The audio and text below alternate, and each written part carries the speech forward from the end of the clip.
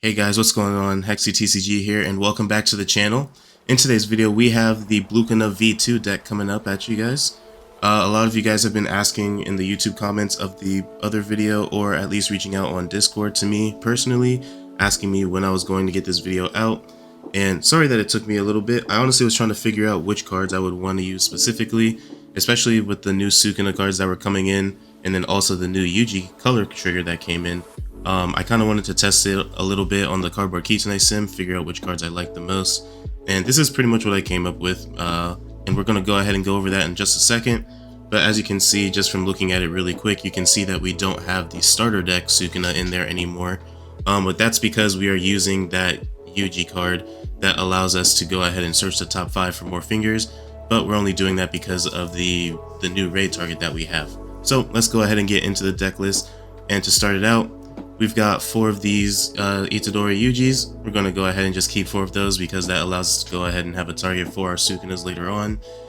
He's also going to be just a vanilla with 1500 BP. He's got that regular get trigger, and then he's going to generate 1 energy for us. We're going to run 4 of those just so we can have as many as possible.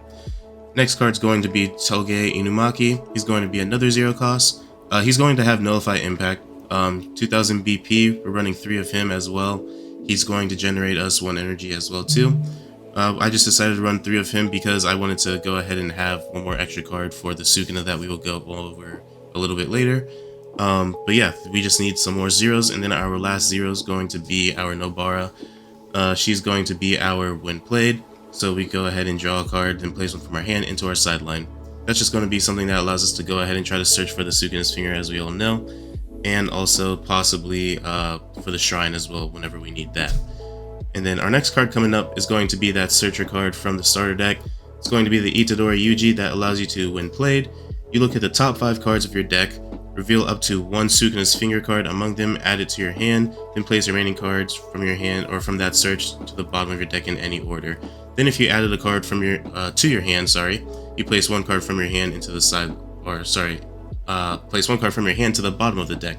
I keep mixing that one up. I keep wanting to say sideline because I'm used to everything sidelining, but this card actually makes you put it to the bottom of the deck instead. We're going to run 4 of that. This character is going to have 3000 BP and generate 1 energy for us as well. And he's also going to be 2 energy and cost 1 AP as well. Next character is going to be our 2-1 Satoru Gojo. This is going to be our 2 energy generator for when he's active, but whenever he becomes rested, he's going to generate just 1. We're going to run 4 of him. He's got 2500 BP as well. We're just running 4 of him to help us generate energy for our high cost Sukunas later on. Next character is going to be the new set 2 Itadori Yuji. He costs 3 energy, 1 AP. If you at least have a Sukuna's finger in your sideline, he's going to generate 1 more energy for you. So he goes from just being 1 energy to 2 energy as long as there's a finger in your sideline. And he's also got the color trigger for us for the blue color trigger, which allows us to bounce back any character on an opponent's front line that has 3500 BP and return it to their hand. We're going to be running 4 of that so that way we can have 4 of our color triggers, just max it out as much as possible. Our next card is going to be our 3-1 Yuji Itadori as well. This one's going to be the same one from set 1. During your opponent's turn, if you have a finger in your sideline, he gains 1000 BP. He's also an active trigger, so if you pull him from life, you get to go ahead and stand a character active and then give him 3000 BP. We're going to be running 4 of him as well, and he's going to also generate 2 energy for us while having a base of 3000 BP. Our next character is going to be our 5-drop 1 AP Sukuna. This is going to be one of our raid targets. We're going to be running 4 of this guy because this one allows us to choose 1 character on an opponent's front line, switch it to resting, and pretty much freeze it. Then we also get to look at the top 5 cards of our deck and look for a finger or a shrine, which is very helpful for the combo that you need in this deck in the first place, getting those fingers into your sideline with a Malevolent Shrine on your energy at some point. And then also, it's just really nice to go ahead and have another 4K body as well, so you can go ahead and get a good old swing in there as long as you get something rested. It pretty much guarantees you a hit at any point later on in the match. And then our next, it's also a get trigger, so if it comes out of your life, you don't get the chance to raid it, but it just goes straight to your hand so you can get ready for the next turn if you have the right energy. Our next card, we only have 1 of this character. I wanted to have more, but honestly, just with the new set coming out, we don't really need it, but it just gives us the chance to have another type of Sukuna on field as well. This is going to be our 6-2 He's going to have impact, and then when played, if he's on the front line, your opponent returns one character on their front line to their hand. If you have 2 to 3 copies of Sukuna's fingers in your sideline, then they put 2 in their hand again. And then if you have 4 fingers in the sideline, then they put 3 characters instead. So I honestly wanted to have this Sukuna so that way, at least late in the game, if I can at least have all 4 fingers, or even 3, I can go ahead and pretty much remove a good amount of characters on my opponent's front line at any moment. I don't want to run too many of this. I might honestly increase it. I'm not super sure. I still am just playing around with this deck as of right now. But right now it feels very good to just have at least a one of this Sukuna. He is going to have a get trigger if he comes out of your life. So that way, even if you don't find him in your search and it comes out of life, you at least know he's going to come straight to your hand. And he's going to also have 4,000 BP and generate 1 energy for you as well. Our last character is going to be our new set 2 Sukuna. He is a 7/1. And he's going to also have impact. When played, you get to choose one of the abilities listed below, but if you at least have 3 Sukuna's fingers in your sideline, you get to choose 2 instead. If you have all 4 Sukuna's fingers, then you get to choose all the abilities. So the 3 different abilities that are there underneath this card, you get to draw a card, and then your opponent places 1 card from their hand into their sideline. Your second ability is that all characters with 2,500 or more BP on your opponent's front line lose 2,000 BP until the end of the turn. And then the last ability is to choose up to 1 character with 3,500 BP or less on your opponent's front line and sideline it. This Sukuna also allows you to go ahead and add it to your hand or perform raid with it if you have the required energy if it comes out of life. And he's going to also have 5,000 BP for us as well. So he's going to be our strongest Sukuna as of right now. And he's going to also generate us 1 energy. I'm running only 3 of this one so that way I can also just have space in general for some of the other cards too. I believe I went ahead and dropped, so no, I didn't drop the 0 cost down from 4 to 3. It was actually this Sukuna that I dropped from 4 to 3 just so I could actually have the one of the 6/2. And then I usually like to keep my energy or my zeros around 11 to be honest. So that's actually what I had dropped down in general just to bring in that 6/1.